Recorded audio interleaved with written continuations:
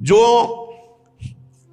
जूठे मुंह होकर के या भगवान सूर्य चंद्र की तरफ करके लघुशंका करते हैं, सूर्य उदय है, सूर्य भगवान की तरफ, चंद्र भगवान की तरफ, भगवत विग्रहों की तरफ लघुशंका करते हैं, तो उनके आंखों में आग का अंगार रखा जाता है, ऐसे बार बार चीखते जलते हैं।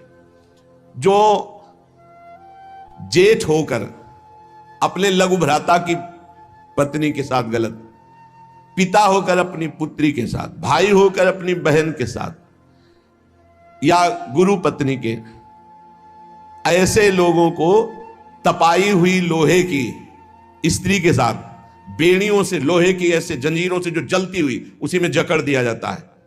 बहुत तुम्हारी बुद्धि भ्रष्ट हुई थी, जो बहन बेटी और पवित्र संबंध भी नहीं तुम्हें दिखाई दिए, तो उसमें लपेट दिया। लोहे की स्त्री, धधकती हुई आग, लोहे की जंजीरों से बांध दिया। त्राहिमाम पुकार रहा है, हजारों वर्ष बंधा रहे, मरना तो है नहीं, जकड़ दिया जाता है। आग का अंगार आसो पास उसके रख दिया जाता है। उसके पूरे के पूरे शरीर में बार बार दाह आग होती है, चिल्लाता है। ऐसे नराधमों को यहां बहुत दंड दिया जाता है। यमदूत कहते हैं, जो अपने कानों से गुरु की निंदा सुनता है, जो अपने कानों से वैष्णवजनों की निंदा सुनता है, जो दूसरों की निंदा सुनकर के हर्षित होता है, ऐसे पापियों को यमदूत जो लाते हैं यमराज के, वो तपाया हुआ लोहा उनके कानों में डाला जाता है। बार बार तपाया हुआ लोहा, बार बार। गुरु निंदा सुनी, संत निंदा सुनी, वैष्णव निंदा सुनी, सुनने वालों को, और बड़े हर्षित होते। जब किसी की निंदा होती ना, तो कुछ लोग ऐसे हर्षित होते जैसे उनको सम्राट पद मिल रहा हो। अरे पर निंदा के किए ते आवत नहीं कछुआत, मूर्ख पर्वत पाप को ले चल अपने साथ। यहां विलाप करते हैं, पर यहां यमदूत स्वयं कह रहे हैं, हम लोगों के हृदय में दया तनिक भी नहीं है, और क्रोधित होकर उनको और कष्ट देते हैं। जैसे वो विलाप करते हैं तो क्रोधित होकर और कष्ट देते हैं। जो देव मंदिर में जमीन लगाई गई, या किसी ऋषि मुनि को दान में दे दी गई, या कोई सभा भवन है सार्वजनिक, जो इनको तोड़वा कर उनकी जमीन हड़प लेते हैं, उस जगह अपना निवास स्थान बना लेते हैं, उसका प्रयोग करते हैं। यहां यमदूत उन्हें ला करके धीरे धीरे उनकी शरीर की खाल उधारते हैं। पूरी उधल गई, फिर शरीर में नई खाल, फिर धीरे धीरे होश में। ये नहीं कि देवालय की लगी हुई संपत्ति का प्रयोग कर लिया, या देवालय को विध्वंस कर दिया, या सभा भवनों को विध्वंस करके अपने लिए अपना कब्जा, तो फिर ये वो चीखते चिल्लाते, पर यहां दया नहीं है। जो गौ के स्थान में, पवित्र स्थान में जल में मल त्याग करते हैं, जैसे नदी है, कोई सरोवर है, या गौशाला है, या देवालय है, उसकी सीमा में मल त्याग करते हैं। यहां के बड़े बड़े कौवे जिनकी लंबी चोंच होती है, उनकी गुदा द्वार से आते खींचते हैं बार बार, बहुत होश में। ये शास्त्र सुने नहीं जाते, इसलिए मनमानी पापाचरण होते हैं, जो जहां मनाया वहां। जो अपनी कन्या का रकम दे के बेचते हैं, बेचना होता है कि हमको इतना, ऐसा एक से बेचा, फिर दूसरे के साथ बेचा, उसको यहां लाया जाता है, और उसके शरीर में बड़े बड़े घाव किए जाते हैं, और फिर नमक की नदी है, उस नदी में डाल दिया जाता है। वो मात क्लेशी, हजारों वर्ष।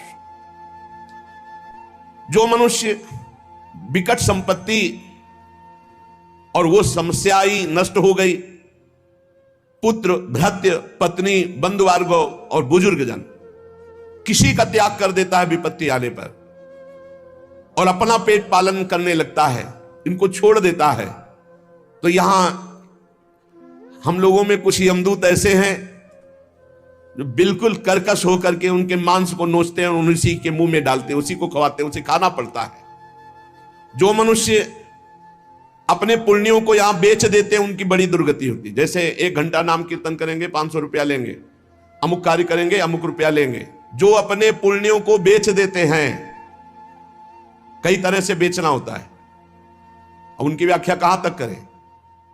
जो अपने पुण्य कार्यों का दाम लेते हैं, बेच देते हैं, वो पापी हैं, और उनको यहां चक्कियों में डाल के नरक में पीसा जाता है, जैसे आटा पीसा जाता है। बेचे ही वेद धर्म दुइले ही, ऐसा नहीं था। परोपकार के लिए ब्रह्म ऋषियों का जीवन था। कुछ मिला नहीं, किसी भी तरह जीवन व्यतीत करते थे। कृष्ण शरीर, बड़े बड़े चक्रवर्ती सम्राट भयभीत होकर खड़े हो जाते थे। तब पूर्ण जीवन, बेचने का कहीं विधान नहीं। जो जीवन में अपने किए हुए पुण्यों को बेच देते हैं, उनको वहां चक्की में जैसे आटा पीसा जाता है ऐसा पीसा जाता है। ये ना समझो कि मौज ले लो, यहां तुम मनमानी कर लो, भोगना पड़ेगा। अवश्य में भोक्तव्यम, नरक में जाकर के हिसाब भोगना पड़ेगा। चक्कियों में पीसे जाते हैं जो अपने पुण्य कर्मों को बेचते हैं।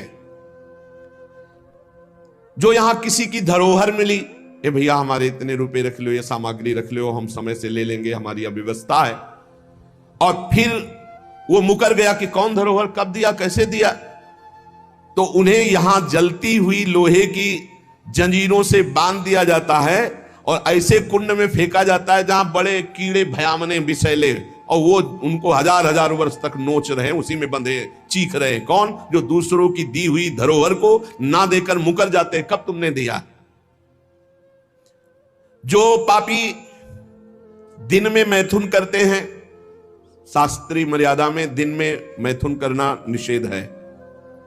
जो रात्रि में पराई स्त्री से मैथुन करते हैं, दिन में चाहे अपनी स्त्री क्यों ना हो, मैथुन निषेध है।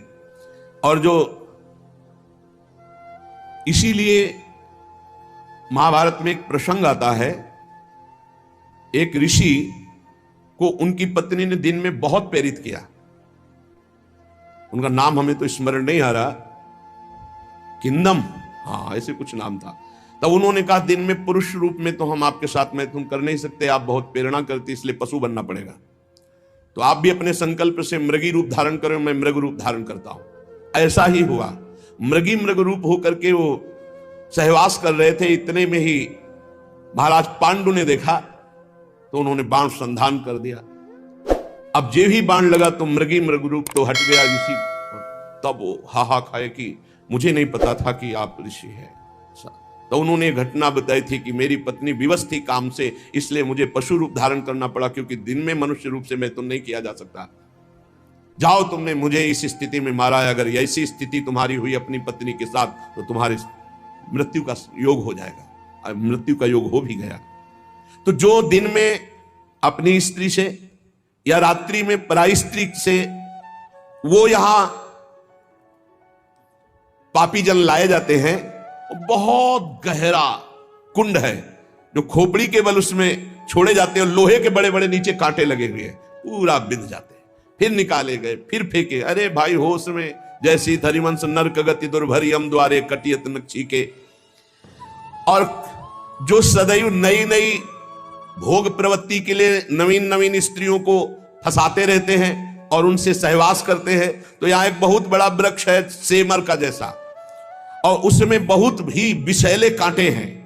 उस पापी को उसमें जबरदस्ती खींचा जाता है, बार बार नीचे बार बार ऊपर, करो आलिंगन।